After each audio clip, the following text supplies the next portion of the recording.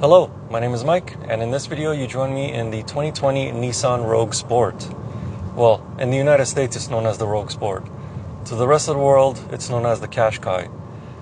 And this is Nissan's more popular models, by sales of course. In terms of outright popularity, the Nissan GT-R would probably take that crown.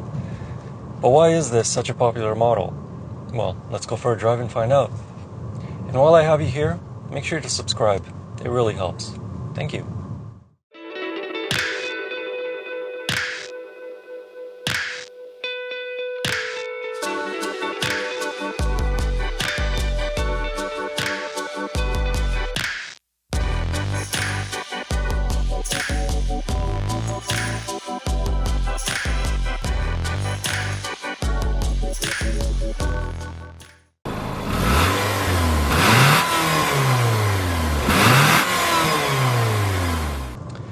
So is it popular because this is a very fast and powerful subcompact crossover?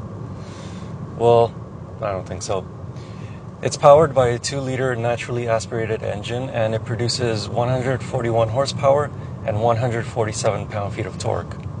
With numbers like that, you're not going to win any drag races.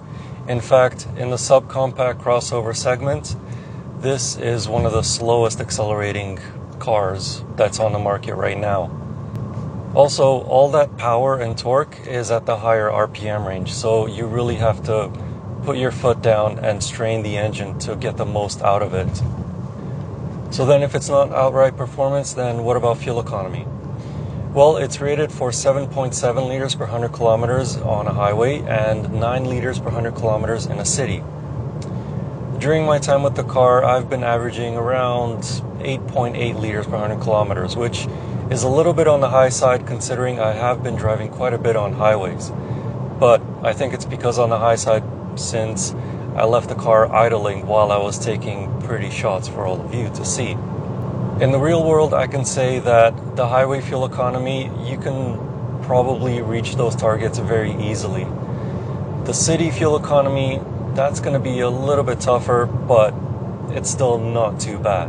Helping get those numbers is the transmission, which, of course, this being a Nissan, is a CVT transmission. Below about, I want to say 2,000 RPMs, it behaves like a more traditional CVT transmission, as in it'll keep the RPMs at one point while the car accelerates. But above 2,000 RPMs, it behaves more like a traditional automatic, as in you get virtual gears, 8 of them in fact.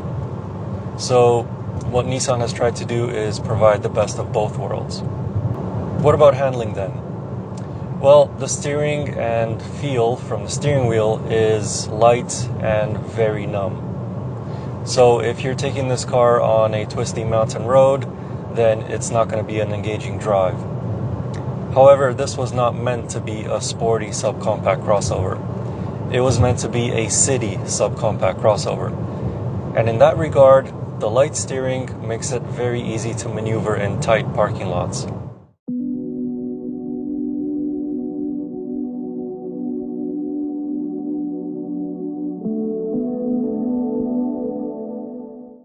So what about comfort then? Well, in terms of ride comfort, it's a teeny tiny bit firmer than other subcompact crossovers, except for the Mazda CX-30. That one's the most sportiest of all of them. But despite that, this Nissan Qashqai or Rogue Sport is pretty comfortable even on more bumpy roads. However, you can make it a little bit more comfortable by not getting the one that I have here with the 19-inch wheels. That's right, 19-inch wheels on a subcompact crossover. What you want to do is go for the 17-inch wheels for 2 reasons. One, the ride quality is going to improve a tiny bit because it has thicker sidewall tires. And secondly, 17-inch tires are less expensive than 19-inch tires. I mean, have you seen prices of 19-inch tires? They're quite a bit. Getting in and out of the Qashqai is quite easy thanks to the wide opening doors and fairly high seating position. Front occupants have plenty of leg and headroom, but if you want more headroom, get the Qashqai without the sunroof. Rear headroom is also pretty good, but legroom is tight for adults. With the rear seats up, the Nissan Qashqai has 566 liters of cargo capacity, which is on the small side for the compact crossover category. But fold those rear seats down and the cargo capacity increases to 1,500 liters. However, if you want the most cargo capacity in this class of vehicle, get a Qashqai without the sunroof. Maximum cargo capacity then is 1,730 liters, making it one of the best in the class. In terms of noise, the Qashqai is relatively quiet when you're cruising down a highway. It's only when you perform an overtaking maneuver does the engine noise really intrude into the cabin, making it an unpleasant experience.